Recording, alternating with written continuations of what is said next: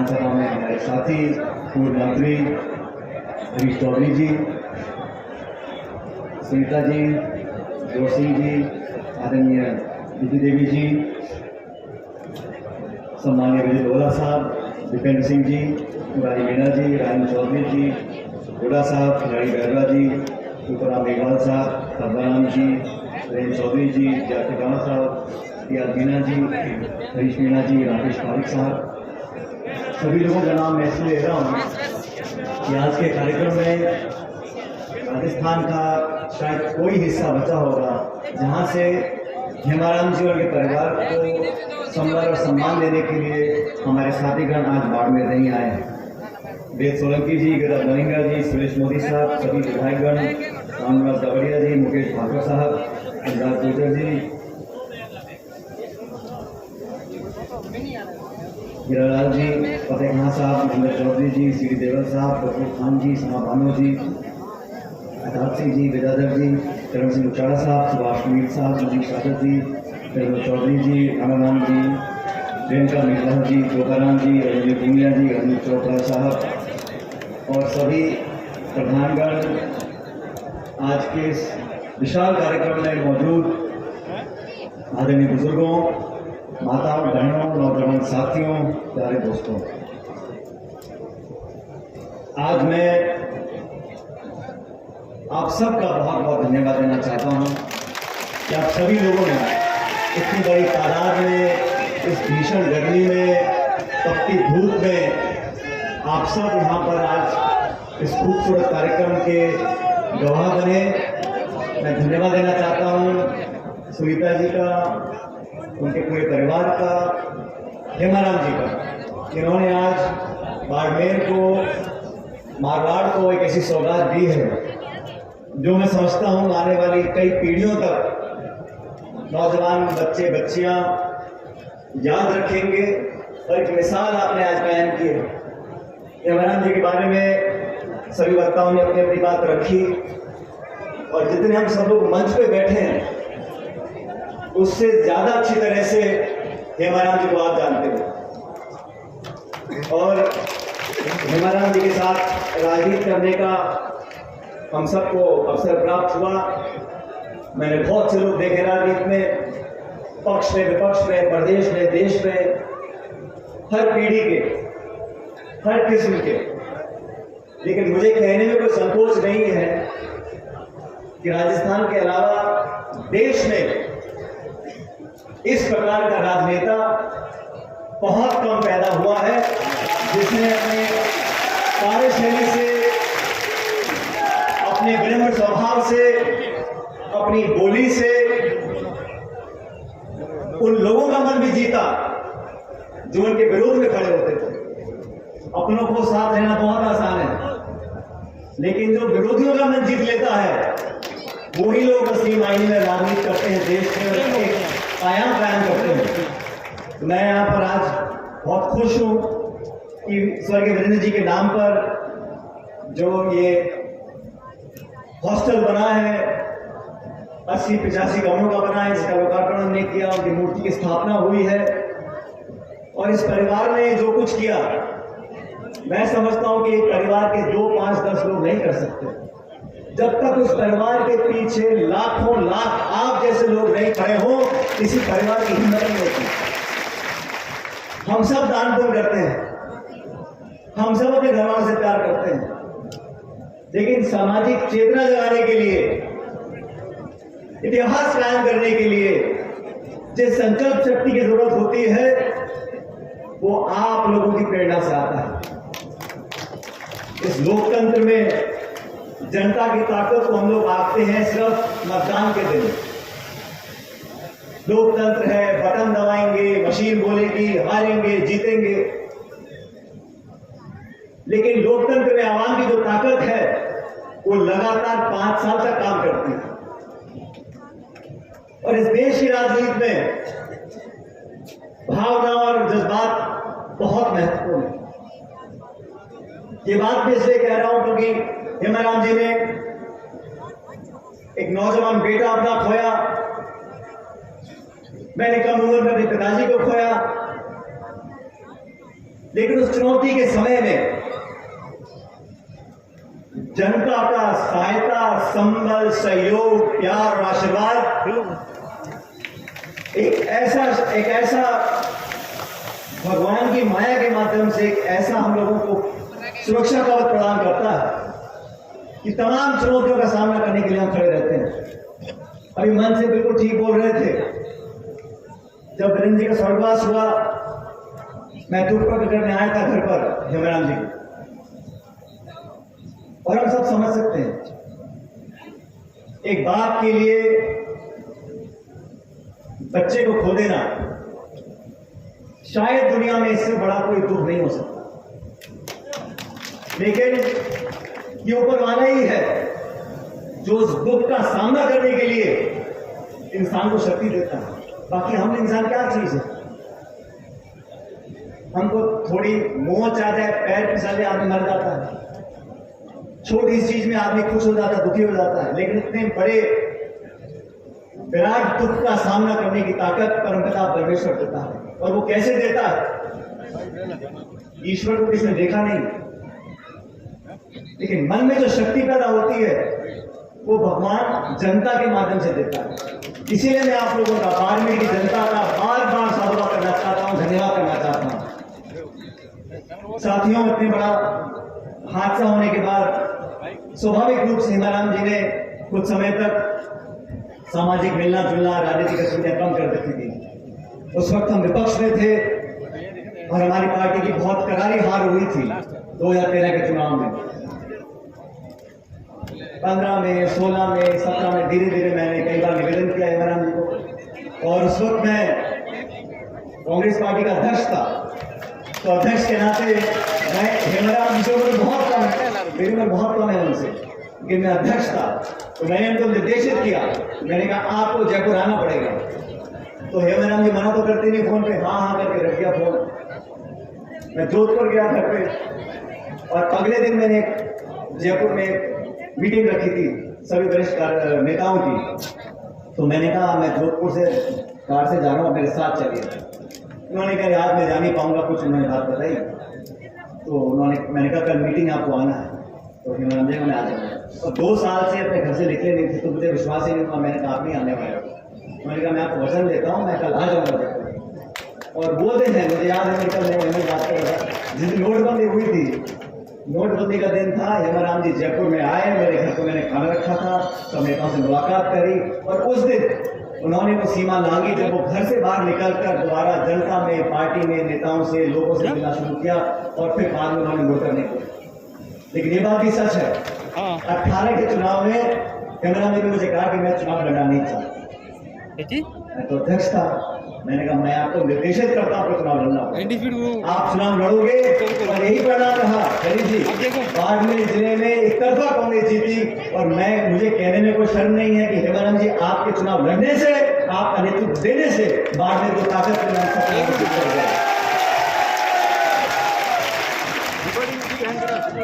और क्योंकि हेमराम जी मेरी बात मान लेते हैं, तो उसका भी कभी कोई शोषण नहीं करता, जज्बाती आदमी है, अपनी बात बढ़ जाती है।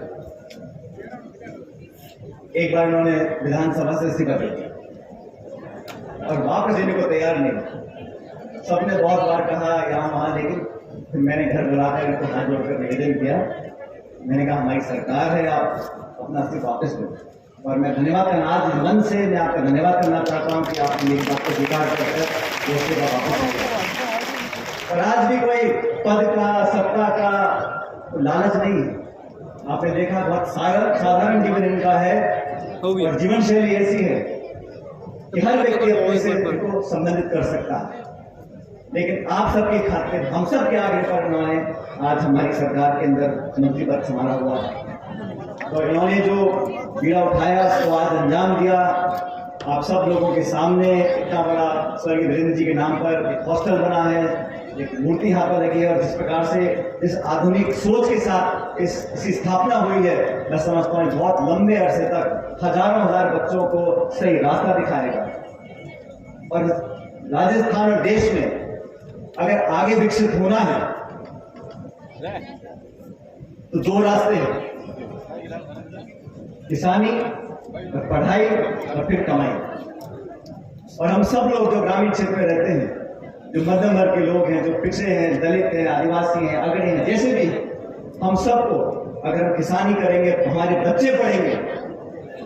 बच्चे पढ़ लिखकर, स्वर्गीय पायलट साहब कहा करते थे हमेशा, जब किसान का बच्चा, गरीब का बच्चा, गांव ढाणी में रहने वाला बच्चा, और वो सारे बच्चे पढ़ लिख कर उन तमाम कुर्सियों पर नहीं बैठ जाते जहां से देश और प्रदेश की नीतियां बनती हैं, तब तक ये देश विकास नहीं कर सकेगा। और हरीश जी, आपने जो बात बोली आज मन से, मैं पूरा समर्थन आपका करता हूं, लेकिन आज संघर्ष क्यों करना पड़ता है? आज अपने का हक अधिकार को जो संविधान कानून ने लिखा है, उसको लेने के लिए भी हमको आगे क्यों करना पड़ता है? हमको तमाम चुनौतियों का सामना क्यों करना पड़ता है?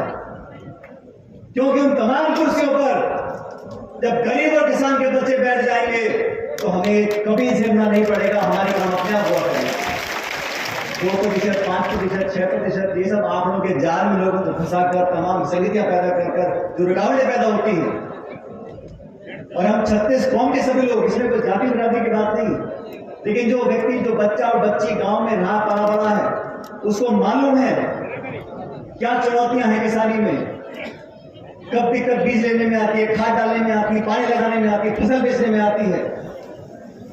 जिसको जानकारी नहीं है कि संघर्ष से बच्चा पढ़ाई कर पैदा होने के बाद मेहनत कर पढ़ाई कर आगे बढ़ता है, जिसको उसकी कल्पना नहीं है, वो समस्या का समाधान नहीं कर सकता। आज हमारे बच्चे जब पीड़ित होते हैं, क्या हमको दुख नहीं होता?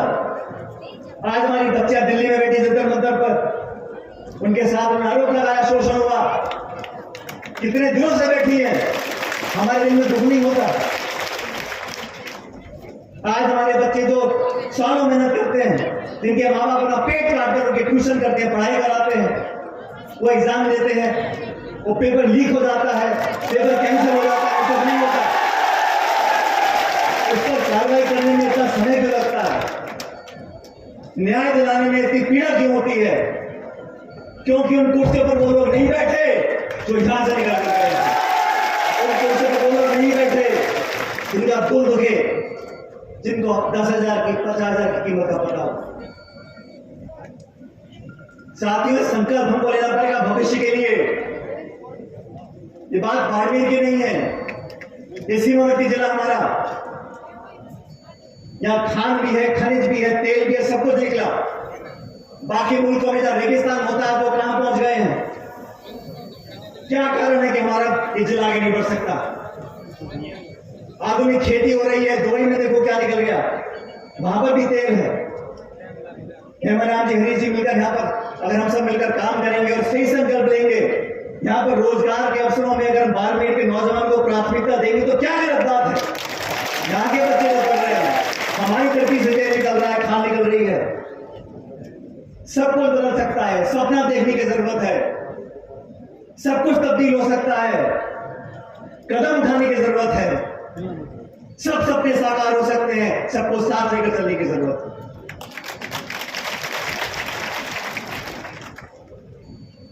नौजवानों का यह देश, नौजवानों का यह प्रदेश, नौजवानों की ऊर्जा, इनकी संकल्प शक्ति, इनकी ताकत, इनका देह, ये किसी के मोहताज नहीं। अवसर चाहिए, प्रतिस्पर्धा बराबर की हो। बाड़मेर का यहाँ का नौजवान लड़का लड़की दुनिया के किसी देश के लड़के लड़की के साथ प्रतिस्पर्धा कर सकते हैं। मौका तो मिले, अवसर तो मिले, बराबरी की लाइन में तो खड़ा कर देखें, और फिर देखो हमारे बच्चे कहां तक पहुंच सकते हैं। नौजवानों को मौका देने की जरूरत है, उन पर विश्वास करने की जरूरत है।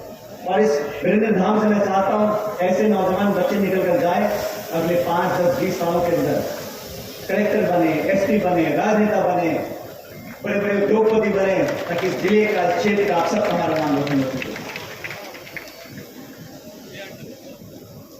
साथियों, समय किसी लिए रुकता नहीं है, और मुझे खुशी है ओला साहब ने हम सबके हाथ खड़े कराए। और हेमराम जी ने मुझे कहा, सुनीता ने भाषण दे दिया, स्वागत भाषण, आप लोग बोल लो, मैं आज भाषण दे नहीं पाऊंगा। और उन्होंने कहा मैं बहुत भावुक हो जाता हूं। मैंने कहा हेमराम जी, ये सब लोग यहाँ पर आज आपकी 2 लाइन सुनने के लिए आए हैं। और मेरे बाद मैंने भी निवेदन किया है, यहाँ आपसे बोलेंगे, राम राम करेंगे, आपको धन्यवाद करेंगे, क्योंकि हेमराम जी संकोच करने वाले व्यक्ति हैं, थोड़ा बहुत इनको हमें धक्का देना पड़ता है। और आने वाला समय आप सबका समय है। आने वाले समय में तमाम संभावनाओं को हमें कामयाब करना है।